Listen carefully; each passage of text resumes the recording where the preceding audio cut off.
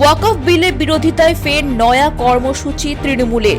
আগামী শনিবার 30শে নভেম্বর দলের সংখ্যালঘু সেলকে বড় সমাবেশ করার নির্দেশ দিলেন মুখ্যমন্ত্রী মমতা বন্দ্যোপাধ্যায়।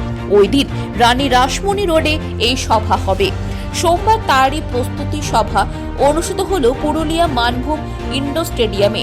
পুরুলিয়া জেলা তৃণমূল কংগ্রেস সংখ্যালঘু সেলের উদ্যোগে এই দিন জেলার 20টি ব্লক ও 3টি পৌর এলাকার নেতৃত্বে সভা করলেন তৃণমূল কংগ্রেস সংখ্যালঘু সেলের জেলা সভাপতি সাদ্দাম হোসেন আনসারি।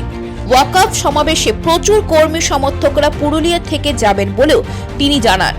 বৈঠকের মূল উদ্দেশ্য যে আপনারা জানেন, কেন্দ্রের কালা সরকার, জনবিরোধী সরকার বিজেপি, যে আমাদের ওয়াকফ অ্যামেন্ডমেন্ট বিল 2024 যেটা তারা করতে চাইছে, যে এই সম্পত্তিটা তারা কেন্দ্র সরকারের আয়ত্তে নিয়ে আনতে চাইছে, সেটারই আমাদের নেত্রী, সর্বজন শ্রদ্ধেয় নেত্রী বাংলার মুখ্যমন্ত্রী মমতা বন্দ্যোপাধ্যায়ের নির্দেশে রাজ্য তৃণমূল কংগ্রেস সংখ্যালঘু সেলের উদ্যোগে আমরা 30 তারিখে রানী রাসমণি রোডে যে ঐতিহাসিক সমাবেশ হতে চলেছে, এই বিলের বিরুদ্ধে আমরা বিক্ষোভ সমাবেশ করতে চলেছি।